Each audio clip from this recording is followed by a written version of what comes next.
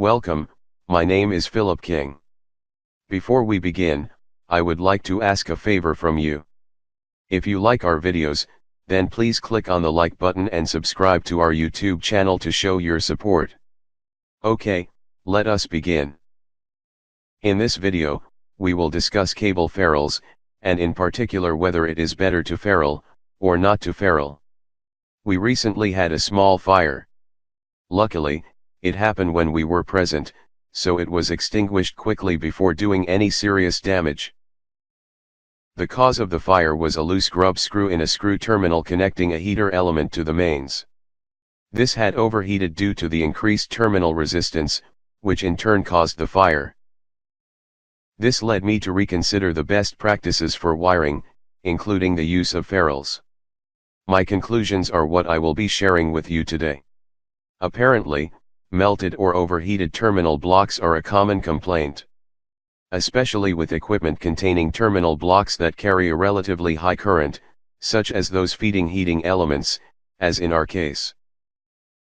The practice of using loose, stranded wire in screw terminals can be problematic.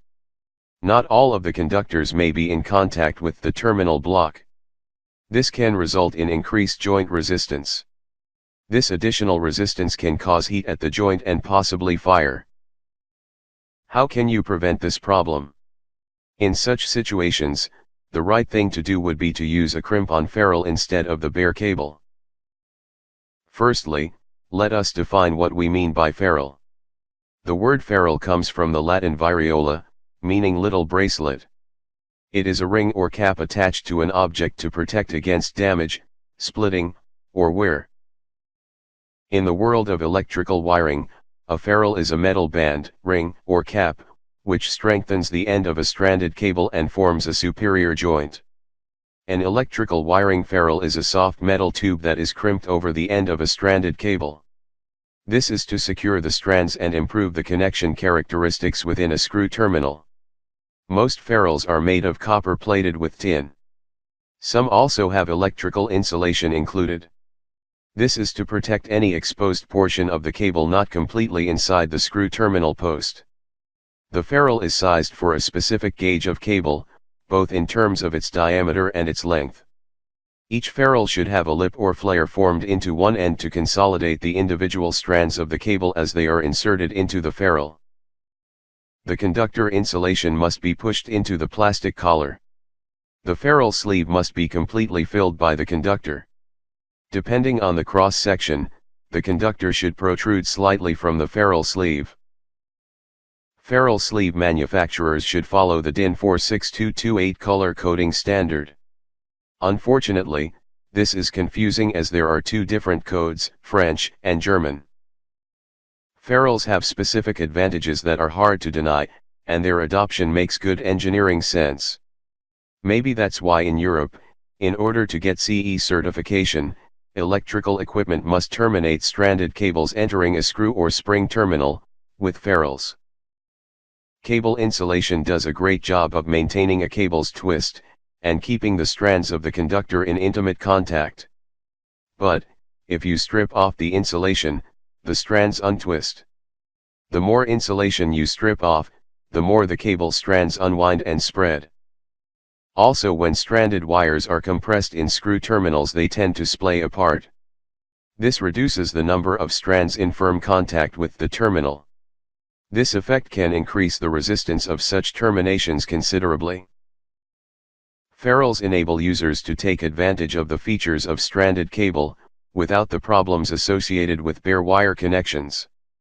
Because the ferrule completely encases the stranded wire, the quality of the connection is far superior, and there is no possibility that the wire can break, even when used with tension clamps.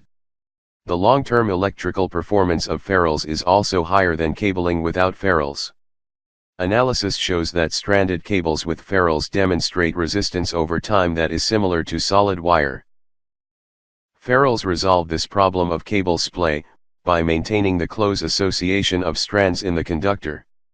This in turn, enables the connection to conduct at its full rated current.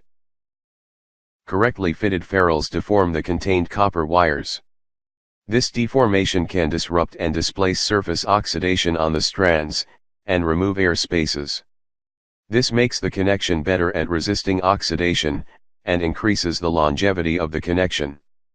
Should we all be using ferrules on our wiring? Well, to tell the truth, as an industrial electrician, I've always used ferrules. I thought everyone did. Ferrules have obvious advantages over plain stranded wire, especially in high current applications. A properly executed crimp connection is electrically reliable and mechanically strong. You should definitely be using them with screw terminals. Apart from their electrical and mechanical advantages, they also give a clean, professional look to a project. Okay, a kit containing a self-adjusting crimping tool with an assortment of ferrules will cost you a few dollars, but the few seconds required to apply a ferrule to the cable are more than made up by the ease of maintenance. Just make sure the tool and connectors meet DIN and UL standards. No matter how many times the wire is removed and reinserted, the ferrule retains its shape and integrity. The long-term electrical performance is also higher. This is because ferrules form a gas-tight connection shielding the wire from corrosion. So, would I recommend the use of ferrules? Definitely. I hope you liked this video and found it helpful.